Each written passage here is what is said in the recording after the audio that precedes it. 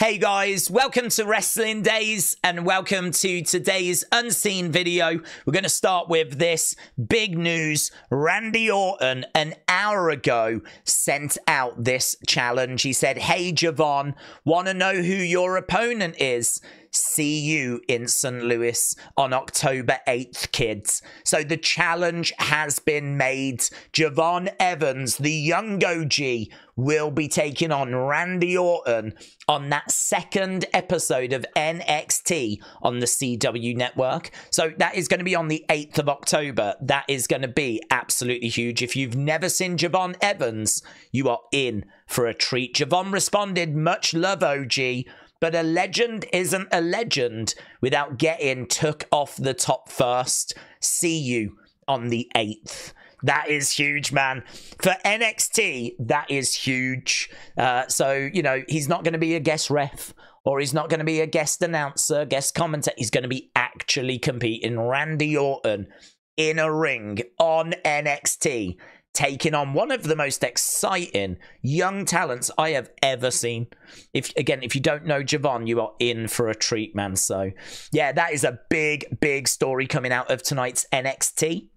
And actually, we might as well jump into the NXT folder before we move on to other things. So here, Mike Rome sharing this picture of his newborn baby. There we go. Many congratulations to him. That's seemingly why he's not around. Drew McIntyre had some comments to make about this segment. Roxanne going up to CM Punk saying, "I finally realized I should have been a Drew McIntyre fan," which was cold. It was a great moment. Drew said, "None of this 'you're my wrestling daughter' BS. Only freaks do that. I'm just very proud of you, Roxanne." So that is Drew responding to this moment on NXT. You might have missed it. I missed it, but they've announced a press conference next week because, of course, we are just a few weeks away now from that switch to the CW network. So next week, we're going to have Ethan, Trick, Roxanne, Julia, Wesley, Wentz. We're building towards a massive show in a few weeks' time. And then, of course, the week after that, that Randy Orton match. Down here, I missed this line, but we did have Tyrese Haliburton, right? He was on the show this week, and he was getting booed because obviously he's a Indiana Pacer. And he said to the crowd, "I would boo too if I had to be an Orlando Magic fan." So good line in case you didn't see NXT tonight. At the end of the show, CM Punk announced that he is going to be special guest ref of Ethan versus Trick. And we got this little moment here of him beaming, smiling, like enjoying the carnage that he has caused. So Adam here said the face of an instigator. That line, what a line, brilliant line. And here is Nathan Frazer. So it's been announced that we're actually going to have A-Town Down Under taking on Fraxium, the current NXT Tag Team Champs. That's also going to take place on October 8th, the same show that Randy faces Javon. Well, here is Nathan Frazer. He said, "We took out the Wolf Dogs, we took out MSK, we took out Chase U. It's A-Town Down Under next." People have pointed out that it's likely that Fraxium will win this match, but is this where we see the arrival of Motor City Machine Guns? So lots to talk about with NXT. NXT cooking at the moment. A really good show this week from NXT. Right, let's go to the Wyatts. And I said it during the start of the NXT stream. A big thank you to everyone that tagged me in things regarding the Wyatts. We were able to get a 20-minute breakdown video up about half an hour after Raw ended. And honestly, there's really not much that I've got to add to what that was in that video. I think we kind of covered everything quite comprehensively, but that's only because of the amount of you that had tagged me in different things, the amount of investigation work that the community had done. Without that, that video would not be as comprehensive as what it was. So a big, big thank you. These are just the little bits that have kind of emerged since. So here, you can't kill me in a way that matters. saying the file name for one of them is Arbun. Arbun is basically a word which I didn't realize. It's a down payment. It's a non-refundable deposit that is paid by a buyer retaining a right to confirm or cancel a sale. Now, obviously, we don't think Arbun is the message. We think that you move the letters around, you get the word Braun, right? But I just thought it was interesting that Arbun is actually a word and actually has its own meaning. I don't think this is anything we need to focus on. I'm fairly confident that the message there is Braun, but again, something to be aware of. This was probably the big missing piece. If there was one thing that I think needed to be in that comprehensive video from yesterday, it was this kind of Winthrop's journal being fleshed out that little bit more. So I would say this is the missing piece. This is really the key bit. So obviously Winthrop's journal, we didn't quite know why that had been referenced. But if you look into it, it's kind of like the history of New England. Apparently Winthrop was the second governor of like the Boston area in the 17th century. And there's loads of stuff in there. The journals cover a lot. But one of the key things that's in there, and this might be why it was referenced, is it's got one of the first UFO sightings in it. Which is bonkers, isn't it? One of the very first American UFO sightings is in this journal, J Winthrop's journal from the 17th century. It talks of a bright light in the sky, which sort of made me think about North Star. But it gets better because they describe that light as being the figure of a swine, which of course is another word for a pig, right? So they're talking about a bright light in the sky that is the shape of a pig. The video that I watched here that Kane sent me over, tagged me in, kind of says they feel like it may have been a ship with legs, like landing gear, and maybe it looked a bit like a pig, like as a like, you know, as a response. But they're talking about how the last line said that other credible persons saw the same light. And there is speculation that due to their positioning where the boat was when this light appeared compared to where it was when the light went, it was quite a drastic difference in location. And so it might also be not only the very first UFO sighting, but it might also be one of the very first alien abductions, considering the fact that this incident lasted, they reckon, about 3 to 5 hours, and the difference in location where they started to where they ended up. So there's quite a bit in there about Boston, about a pig in the sky, a bright light, abduction. It's really hard to nail down what they wanted us to really focus on, but this definitely feels like something that we need to be aware of. So there is a video on it. You can search John Winthrop's Journal UFO sighting. You'll be able to watch about 3 minutes. Worth a watch. So I watched that and I made the notes. So yeah, really interesting, but there could be even more in that journal. It's one of those, isn't it? If you don't know exactly what you're looking for, I feel like the amount of connections that's going to be in that journal is probably going to be overwhelming. And if you're not sure where this was mentioned, it was in the source code to one of the clues, one of those, I think it was one of the pictures or one of the puzzles. It was in the source code in green, J Winthrop's journal. And that has led us here. Motus Media said, is this a new mask? It doesn't seem to resemble the original. This one seems to have different teeth. I think it's really hard. To me, this looks like a Howdy mask in black. We saw Bray wearing it. We've seen Bo wearing it. I don't know that I've read like people say that the teeth look a bit crooked.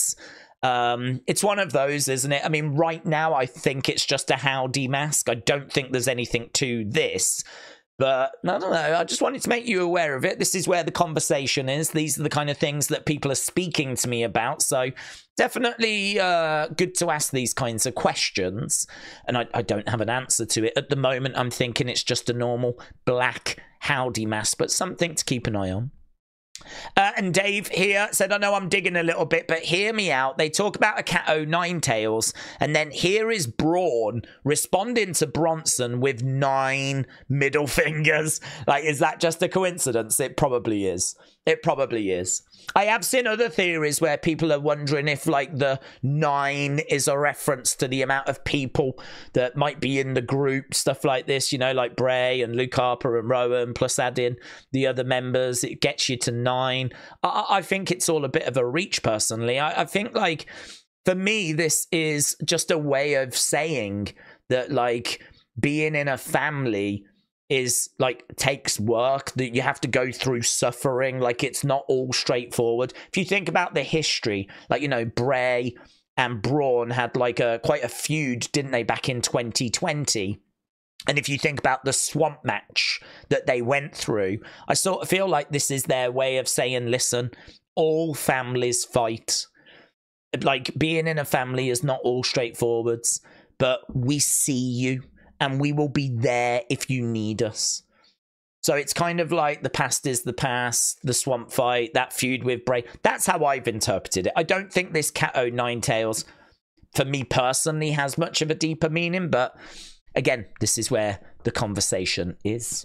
So that was the Wyatt folder. Let's go to WWE. So here, Edward, thank you. WrestleMania reporting, thanks to Wrestling Observer Radio, Roman Reigns likely to work Crown Jewel. That is November 2nd. So we've got Bad Bloods in early October, Crown Jewel in early November, Survivor Series at the end of November, and then Saturday night's main event in December, and that will send us home. That will wrap things up for 2024. And talking of Saturday night's main event, it's Bryn again. Thank you. This was everywhere today. Long Island, December 14th, Saturday night's main event. I love the video package for that. Really retro. You got Macho Man, Honky Tonk Man, Andre the Giant. Brilliant. Old Jim Johnston sounding theme as well. Like, it's so retro. It's so cool. It's so 80s. It's so me. I love it. We spoke quite a bit about this and the kind of things we would like to see. What we would like to see. For me, I just want to see fun, dream matches. I don't need, like, a big build. Just give me, like, a brilliant CM Punk versus Cody. You know? I don't need it to make sense. I don't, like, let's just have a fun night where we just have, like, a bonkers night and there's legends and, oh man, it'd be so good. It could be so much fun. So I'm really excited for this. Right, WWE has filed the trademark for Austin 316. I don't really understand that, because you'd think they already have that, but perhaps they're just seeking an extension. And Shotzi Blackheart, that now she was Shotzi, wasn't she? So they've added back the Black Heart, which I think is good. I think she should never have dropped that. I think Shotzi didn't really work. Shotzi Blackheart, I much prefer that. So I think that's a step in the right direction. Right, Adam Pearce, Kelly, thank you. Bronson Reed has been fined a massive, undisclosed amount for plucking an adult human male from the Portland audience and firing him at Braun Strowman. Both men have been fined an equal undisclosed amount for destroying walls, golf carts, production equipment, and my sanity. So there we go. That is Adam Pearce just letting us know that there has been steps taken towards getting back some money, which I'm sure they're going to need. You know, that wall, it's not going to repair itself. So there we go. Fines have been handed out. Right, yeah, this I missed this on the show. So here's a woman, right? Can you hear Wade Barrett's surprise at the end of this? Samantha Irvin? Yeah, you fit in real well here, Joe. I quit my job to be here. To see Samantha Irvin? To see Samantha Irvin? I quit my job to be here. He read that bit and then she turns it round. To see Samantha Irvin? Of all the reasons to quit your job. So, Word of Wrestling, thank you. Yeah, I missed that on the show. It's pretty fun, isn't it? Yeah, Dave, thank you. So, beware of dog. So it's not the same jacket, but yeah, I mean, again, it's the connection to his dad, Rick Steiner, of course, which I'm sure most people picked up on, but there might be some kids out there that don't know that this is a connection to his father. I'm not going to play this because it goes for 2 minutes 42. It's really cryptic. It's lots of images and a voiceover. I don't know what this is building towards, but I just wanted to make you know, or let you know, Karrion is definitely teasing something here, like a change. Some people have looked at this as maybe Killer Kross is on the way. It definitely feels like he's getting frustrated with the way that he's being booked and the way he's being used, which you could totally understand. He's put this out. He's put another video out, which I haven't seen. That one goes even longer. There's something going on here. It's a bit cryptic. Like, there's not really much that you can't look at it and go, oh my God, he's going after the Wyatts or anything like that. But I think he's getting frustrated. I think he's looking to evolve. So something just to be aware of. Word of Wrestling, thank you. Does not want to be called Butch was shown on Raw. So Fadeaway Media doing some great work. Drew put this out after Raw as well. Jason, thank you. Drew was just, again, goes 2 minutes. We ain't playing it. But he basically just said, this is the Punk I've been waiting for. So CM Punk on Raw talking about how he's going to be willing to die. And Drew's like, this feud has been going on for 38 weeks. And this is what I've been waiting for. This is the CM Punk I've waited for, because I've been carrying this feud on my own. And he kind of goes off like, it's really interesting. Again, it goes on a little while, but basically Drew says that's the CM Punk I want. That was his reaction to that Punk segment. Smackdown ratings were in 1.7. Haven't seen the Raw ratings yet. Haven't seen them come through, but that was SmackDown. Obviously very important. The first SmackDown being on the USA Network. 1.7, it is below where it was on Fox, but we were prepared for that. This show, I'm sure, would have done 2.2 on Fox, so it's a big step down. It's a real shame. But listen, it's football season. It's competitive. I do think when Raw goes to Netflix, we should see a good increase for Raw. So, you know, that's still a good performance for SmackDown, all things considered, but below where it was on Fox. Jay has commented saying, I'm looking forward to the Bloodline story as much as all of you are. To be honest, I don't know what we're going to do. I'm looking forward to finding out. So, yeah, I mean, I think he's just sort of speaking off the cuff here. Like, yeah, I'm looking forward to seeing what's going to happen with all of this. I don't know where we're going. I'm guessing he's going to be a part of it. So, very interesting comments from Jey Uso there. Christopher, thank you. Ryder, shout out to you. So, apparently quite a bit of surprise that Megan Thee Stallion was the theme for SmackDown, because it was in the works that she was going to work with Mercedes in AEW. It says here, look, at one point there was an expectation Megan Thee Stallion would partner with Mercedes in AEW. They met in February earlier this year at the Anime Awards, and this picture did the rounds, and it looked like something was going to come out of it. And then all of a sudden, her song is the theme for SmackDown being on USA Network. So they're thinking that it might be a bit of skullduggery from WWE that saw this developing, and they've jumped in there, and maybe they've managed to secure Megan Thee Stallion, you know? Interesting. And Word of Wrestling, shout out to you. So here, Charlotte's not expected to return anytime soon. Apparently, she just can't get cleared. She's struggling to be cleared. So no creative for her right now. So Word of Wrestling predicting it might be Royal Rumble, and it could be. It absolutely could be. So yeah, I don't know. This is a very interesting situation, this one. I really was expecting her back quite soon. But yeah, that coming from Fightful Select. So that was WWE. Let's have a look at fun, shall we? So, yeah, look, Ryder said, look at Ethan's thumb. I don't know how this has been spotted, but look at that.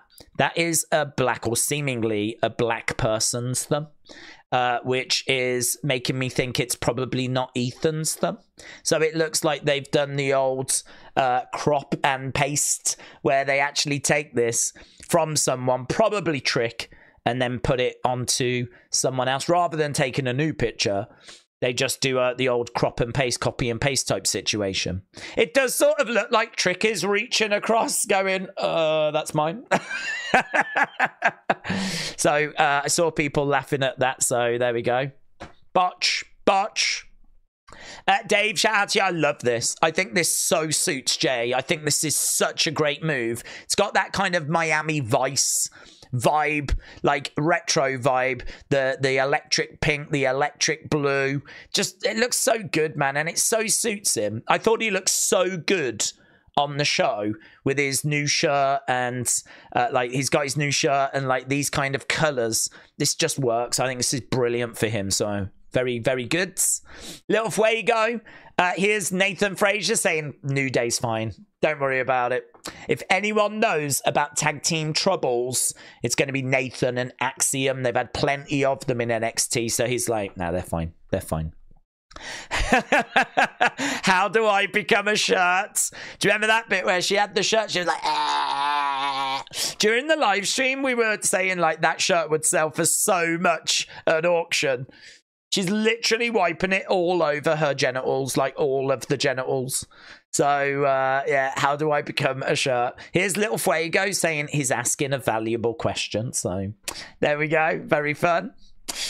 Here's Zelina. She said, I've got a new fear that's been unlocked. Getting locked in the bathroom in an airplane during bad turbulence. I'm still uneasy from that one. I'm trying to make myself laugh and relate it to Kevin Hart in Soul Plane. But dude, I was so scared.